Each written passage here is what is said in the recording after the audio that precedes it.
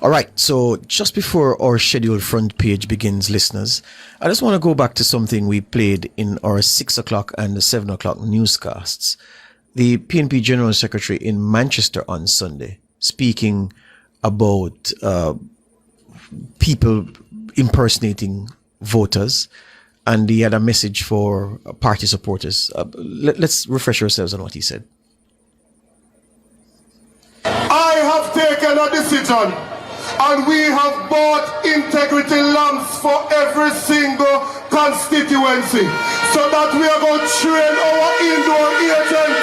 Take up your integrity lamp, look at the voter ID, look to the security bar. Every single constituency that the PNP is putting up a candidate has been given their integrity lamp, so they can look at the ID to make sure that the necessary security features are there.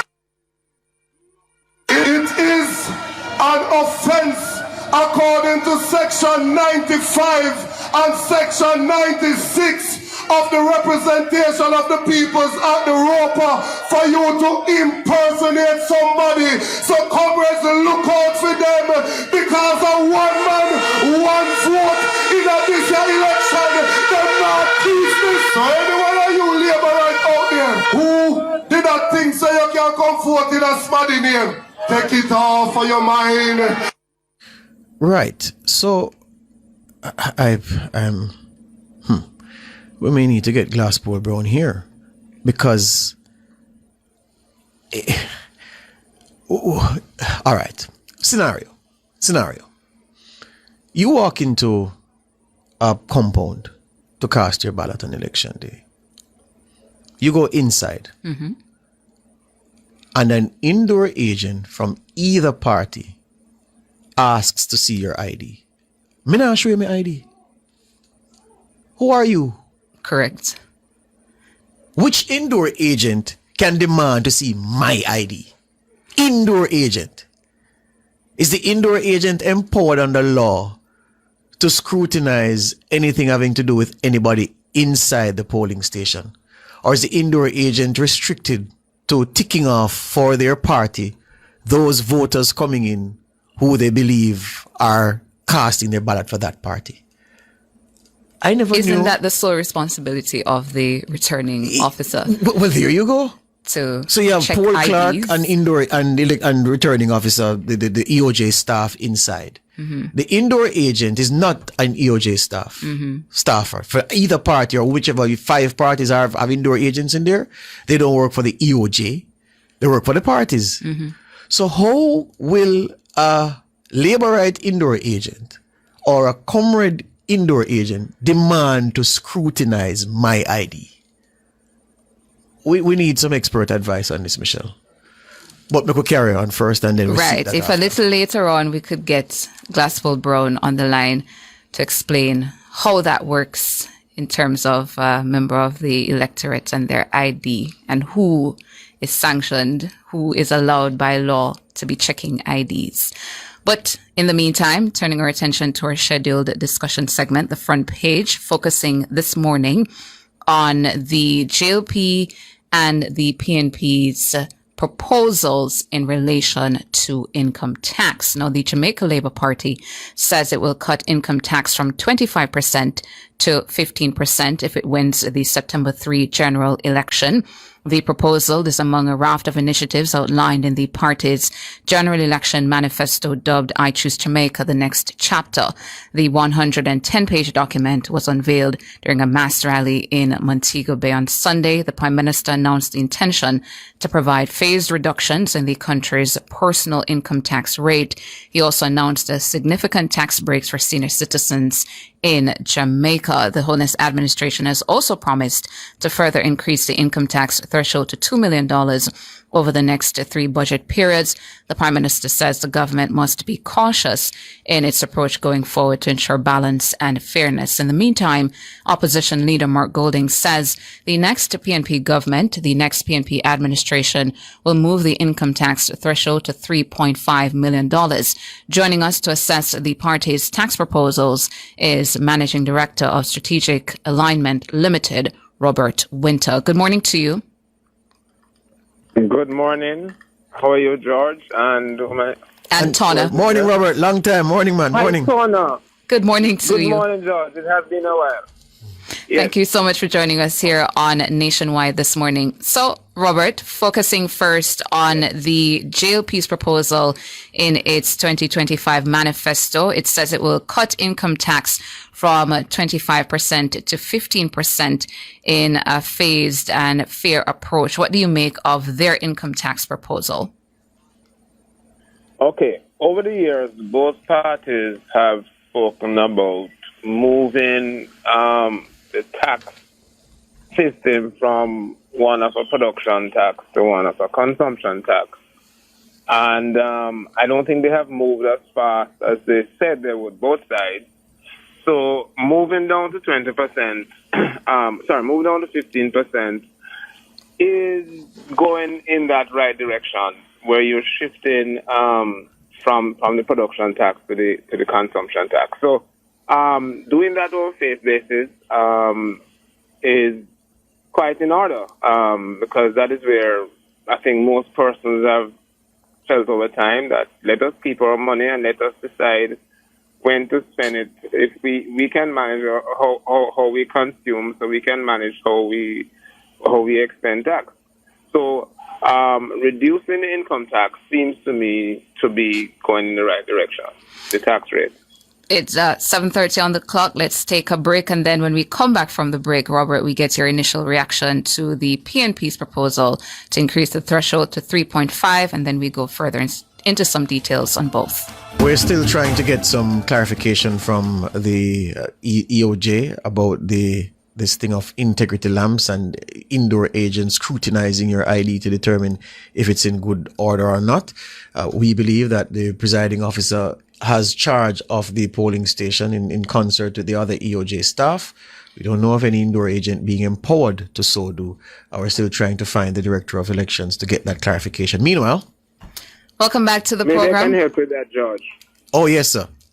George? Yes, man. Proceed. Okay. Now remember that the indoor agents and the outdoor agents of the parties are there to protect the interests of the parties. Yes, sir. They have no decision-making authority. So if they see something that is not right, they may ask the presiding officer to intervene. But they themselves cannot take any decision, cannot stop you from doing anything. But they can bring it to the presiding officer or whoever.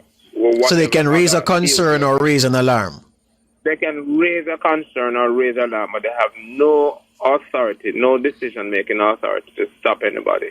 So let me ask you a question, Robert Winter. If suppose an indoor agent turns up to a polling station with what is called an integrity lamp, then I don't know what that is, but an integrity lamp, and say my party gave me this to bring inside the polling station, isn't the presiding officer at liberty to say only material or equipment provided by Absolutely.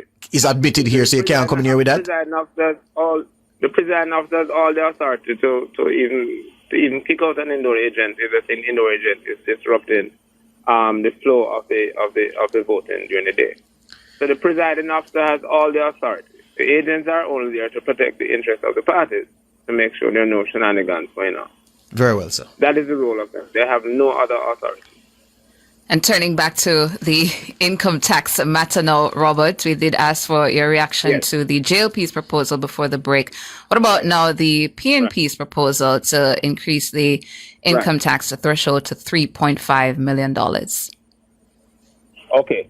I should have given some context before I speak on both. Yes. No, we cannot look at income tax in and of itself.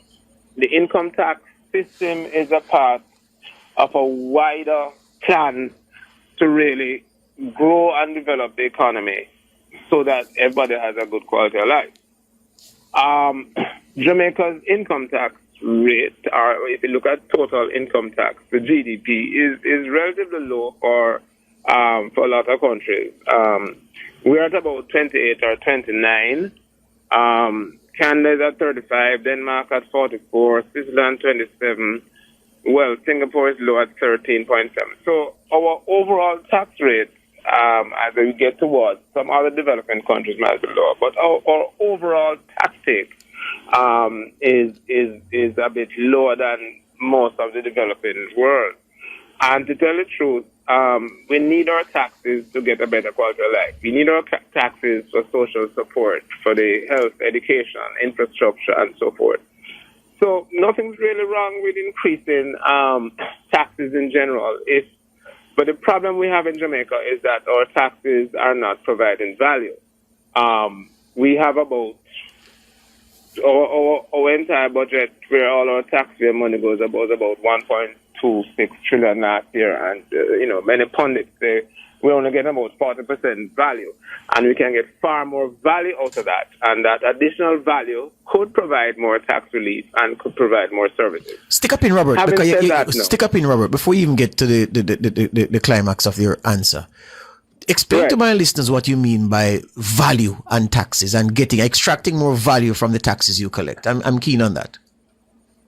Okay. Persons will pay tax if they believe they're getting value from the government's use of that tax. If they believe they're getting good roads, if they believe that they're getting a good education system, if they believe they're getting a good health system, they'll be happy to pay more tax. And you see that in a lot of countries. But we are not getting that value because we have a very inefficient government, extremely inefficient government. And the Prime Minister says the other day that, our biggest problem is productivity and accountability. So we generally have productivity as a problem in Jamaica, but it's worse in the public sector than in the private sector. Mm-hmm. So if we could get far more value out of our tax dollars that we are spending, we will be happy to pay more taxes. There are some countries where people are happy to pay taxes because they're getting value. Healthcare is free, social services are free, have a lot of parks and so forth, but we are not getting adequate value. So this idea about reducing taxes overall, at this point, is really to get votes rather than to look at an overall approach to getting a better quality of life for all. I accept that. So all right. So yes, having said that, mm-hmm. Having said that, the PNP now wants to they're mimicking what happened 9 years ago when they, and it's funny that they, but still going to 3.5 is still moving away from getting more people off the income tax roll. But we have to find a way to get more tax inflow, and neither party said what exactly they'll do to balance the budget at all. So we have to assume that it's something that it should have follow-up questions to both of them. Yeah. If you're going to give up taxes, we're going to get it, or what program are you going to drop? Where's the country going to lose because of expenditure if you're going to give it away to persons? Yeah. So the 3.5%, the 3.5 million is feasible because that is one way to move away from income tax again. Until eventually, I think maybe not next 15 years, we may be like Bahamas where there's no income tax either on corporate or on, and then just allow the normal economy and the consumption to generate all the taxes. Mm-hmm. Between trade and consumption to generate all the taxes. When I heard and of it's the quite feasible. Yeah, but when you say feasible when? Well, when the late Don Webby became minister, one of the first things he said we should be doing is having a zero-based budget. It's not just taking the last year's budget and just add a couple things and change a couple things and continue, but start from scratch again. Maybe not every year, but every 2 or 3 years. Let's see what are the most important things we need. So we need to look after our health system, our education system, and we need to look after our infrastructure and so forth. And then you start add. But right now what we're doing is that we are just continuing pretty much the same budget, just, maybe change a few things or not. Right. So if we were to do that, we could now really fundamentally change the budget itself and how we add value to it. So, for example, if we really want growth, the three things we need is more investment, more export, and better productivity. So how can we provide more resources from the budget into those three areas? We know we have a very large public sector, which really needs trimming. We could take some funds from supporting a very inefficient bureaucracy to focus in more on investment, productivity, and export. And that could be done. And if that is done, then we'll have the room to make these adjustments, whatever it is. But some people would say to you, Robert Winter, that that's not a realistic undertaking because none of these parties will do the cutting of the public sector that you speak of. And we have history. That is true. Yeah, and, we have to ask them. Yeah. So you're correct. We have to ask them, how do you intend to go about? Because we've been talking about public sector transformation from 1996 or thereabout. Then from 1986 when Mr. Seaga actually cut a large swath and it just ballooned back after. We have to ask them, you can't just speak about tax in a vacuum. Other things have to go along with it. I know the opposition spoke on finance, speak about we're going to ramp up growth. But growth is not just a lever used to ramp up growth. Growth is a result of many other things that you must do. And how we're going to, I agree with him that our growth targets and we have no longer seemingly want to grow very quickly. We set targets at 1% and 2%, which is a travesty. So how do they intend to now do what has not been done for the last 30 years, 40 years in terms of getting substantial. But hold on there, Robert. Hold on there. So, on the ramp up growth argument, I chuckled because I'm saying, all right, you can ramp up production. I can start producing more bottles of water, more cheese tricks, more crackers. I can bake more bread. Ramping up growth. I don't know if you can do that, George. No. Not in that. But I'm saying if I have a factory that is running, I can find a way to produce more of what I'm selling. So who is going to buy it? But that's a different consideration, I can produce more. I may have a logjam in my inventory, but that's a different matter. But hold on now. Follow me now. Exactly. For the tax, yes. For the various tax plans to work, for the JLPs graduated right. 25% to 15% to work, and for the PNPs 3.5 right. to work. So I'm thinking, okay, you've made the point already, Robert, about the revenue that you're giving up. Keenan Faulkner laid it out brilliantly on Nationwide at 5 yesterday, I believe. Yeah. If it is that we are to go to a top tax regime, say for instance 45%, and work with me here. In the UK, sports stars, name your favorite football team, all your Liverpool, Manchester United, Manchester City, Arsenal players. Right. Those guys pay tax at 45% on their income. Yeah, the average man, the postman in the UK doesn't pay that. Nowhere near that. Right. So I'm wondering if it is that our political leaders are telling us that in order to be able to raise a tax threshold to 3 million, 3.5 million, what will happen is that those people left on the tax roll, who are the very, very wealthy, to use Mark Golding's terms, they would now start paying 45% and 50%. Not so long ago, it was 50% in the UK. A UC was burnt by that. Taxes, But that's the point I'm making. So I'm saying, if it is that we inch the threshold up, so you and me and everybody else, all of the poor people, and I'm calling you poor, I apologize. Right. Me and Tana and the rest of the poor people, you rich, you can go up at the top. Right. So you all pay 45 and 50% on your income and leave room for us. Is that a more realistic way of going about it? And would the rich accept that? Could be. That could be. But we have to decide whether we are sort of a socialist or a capitalist country. No. Denmark is very socialist. Denmark collects a lot of taxes and high tax rates, but they provide very good services. Singapore have a very low tax rate, but they still provide a lot of services because they have a high GDP per capita. But we don't. Our current, and I can't prove it to you, but we all know that the wealthy among us don't pay much income tax. We know that. So even if they avoid a lot of it, so if you put that up again, they're going to avoid more and more. So I don't know if that is going to be a way to go about it, Jamaica, because Jamaica is not very clear on whether we are a fully capitalist or a fully socialist. And then the other important question, Robert, are there enough people? Robert, are there enough people who would fall in the top tax band for 45% to yield the kind of returns that would make up for the revenue you're giving lower down the income chain? I don't think so. Well, there is, but the compliance is very low. You go to a lot of doctor's office and you have to pay cash. You know that. People know that. People know that. Yes. We know that, and the reason why we pay cash is because they don't. You know, I'm not here bashing doctors there, but there are a lot of persons. Or if you buy anything from Mr. Chin, you pay cash. The company. Pardon me? If you buy anything from Mr. Chin, you pay cash.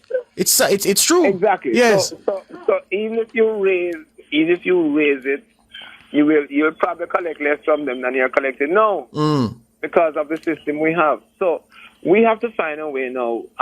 Yes, our taxes to GDP are maybe low. Is it because of our taxes or because of our GDP being low? And so how can we focus now on trying to get the economy to grow through investment, productivity, and export? But if this, Robert, look now, Robert, look at the reality. Robert, look at the reality, though. Look at the reality. Robert, look at the reality. So I'm saying, with what we have now, the economy we have now, performing the way it has been over the last 10, 15 years. So that's what we have. So watch this now. Is it, my listeners want to hear this from you. Are we looking at a better plan to lift this income tax threshold to 3.5 over, say, 2 years, as the opposition leader suggests, and that will bring a better benefit than graduated to 2 million, as the government already is doing through 100,000 increments? So a 2 million tax threshold in 2 years, plus a 25% income tax base rate falling to 15%, which looks like the better plan under the circumstances attendant to our economy at this time, is what my listeners want to hear you say. Well, your problem is that under the circumstances, because, as I said, you cannot look at taxes in a vacuum. If you're going to raise it to 3.5, you have to find revenue elsewhere. And we need to ask them that if you're going to drop to 15%, you have to find revenue elsewhere. And that's what I'm saying, reorganizing the budget to make sure we have enough income to the government to do the social services and infrastructure that we need. So just looking at them, I cannot answer that in a vacuum. Yes. And I think that's even what Keenan was doing yesterday. He was saying something in a vacuum, assuming that nothing else changes, then there's a problem. So we cannot make a decision. No. One of the things I want to say, and I've said it clearly though, I am totally against overtime tax relief. Here's why. Overtime is fundamentally antithetical to productivity. That's right. You have somebody working from 8 to 5 or, our lunch, 8 hours. Yes. Right? Being paid X dollars an hour. Then they work another 4 hours. That output cannot be the same as the first 8 hours because they're very tired after 8 hours. They put out less. And they are being paid more. So they are being paid 50% more for doing far less work, right? And then we're going to reward them with income tax relief that goes against the grain of what we want to do in improving productivity. So this is one of the things that I have said before. I don't believe. I think everybody should pay their fair share of taxes. And working overtime is paying a fair share of taxes. And it can be very easily manipulated through the entire Hear you on that, and thank you for that interview. We're out of time, Robert. But here's the thing: we're out of time. But I want to say to you that I think you may be a bit unfair on my friend Keenan, because here's what. That's what I gave you the context of. The economy as we've had it for the last 10 years, Robert. Remember, the way the zero budget that Don will be proposed is that you agree with. That won't be done in the next cycle. We're certain of that. So the reorganization why are you certain of that? Go again? Why are you certain of that? Why am I certain that it won't be done? Robert, you know our parliament here. You've lived longer than me. You know. The Prime Minister himself came out with that he's going to pivot to growth. Yes. And he came out with a new approach late last year that he plans to pivot to growth. Now, if you're going to pivot to growth, you cannot maintain the status quo that you have over the last 10 years. And I agree. He said he's going to pivot to growth. And I agree. Right? So therefore, if one side can pivot to growth, and the other side can pivot to growth again. And I think we should not be just looking at the taxes in a context, all other things being equal. All right, sir. Hear you on that this morning. Thank you for your time. Thank you for your time. Robert Winter there, our expert analyst this morning. Our producer found Glasspool Brown, the director of elections, and he backed up what Robert Winter was telling us, that on election day at the polling station, only the presiding officer has the authority to scrutinize any document or to make any decision that is terminal or detrimental. Without saying it in those words, because of course Glasspool Brown is keen to not be drawn into the politics. Yeah? He's an administrator doing a good job at the EOJ. But he's clear to say, he said that Mr. Dr. Campbell and the PNP must explain what they mean, because what was said does not accord with what the law dictates and how the presiding officer is empowered to work. So you made the point, Turner, about potentially a situation like that suppressing votes. Yeah, because it is that you may have some members of the electorate out there who are just not as informed as another member of the electorate, and then they turn up and then this sort of activity takes place where somebody comes and says, listen, I've checked your ID and it seems something is wrong with your ID, you can't use it. And then they don't know either that they can go and vote without having an ID, and they just walk away from the process. And that person doesn't get to vote. And that's voter suppression. That's voter suppression. What if you have several instances like that? You don't want something like that. So why would Dr. Campbell, a member of the ECJ, who knows this thing, because he quoted two sections of ROPA, 95 and 96, sections 95 and 96. Why would he say, I mean, I make an allowance, which is why I'm not as upset as some people are by some of the things said on the political platform, because I understand that it's largely theater and gimmickry, yeah? But for something as serious as this, why would he make those comments? Michelle, you have the clips closer again, just to ensure that we're not taking him out of context, as some people like to say, boy, you take me out of context. This is what he said regarding the lamps, because you're giving PNP indoor agents, specific indoor agents lamps to scrutinize ID. But that's an invitation to conflict, because I know some people short-tempered go into that place especially after waiting long, and the indoor agent for the side that you don't support demanding your ID to look at it? Well, here's the thing, George. I would like to believe, because they're indoor agents, they're in the same room as the presiding officer, the other members of the EOJ team where you're going in to vote, the different PDs. When you go in, I'd like to believe that the presiding officer, if it is that you're going over to the indoor agent, is keenly watching to see what it is. No, but you're not supposed to have any interaction with them and at all, because they're there about the party's interests. You're there under the direction. Correct. So if it is that you're going over to the indoor agents, I'd like to believe that the presiding officer is going to say, hello, what's happening there? Well, there you go. That's a fair comment. King, touch that again for me, please. The lamp comments from the PNP General Secretary.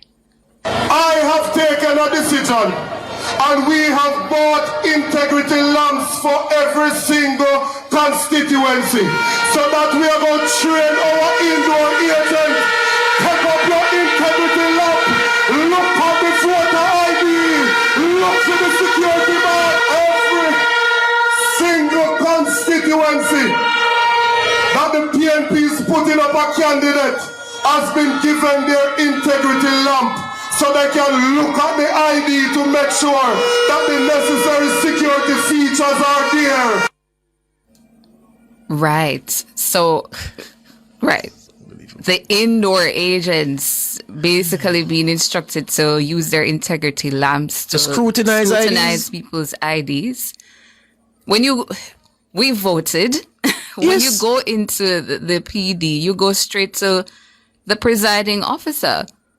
But of course, you see the indoor agents on the side sitting down, one for the JLP, one for the PNP, and other parties, if it is that, they have a candidate in a particular constituency, but you don't go over to an indoor agent using, what's it called? Integrity lamps to scrutinize your ID. You hand your ID to the presiding officer.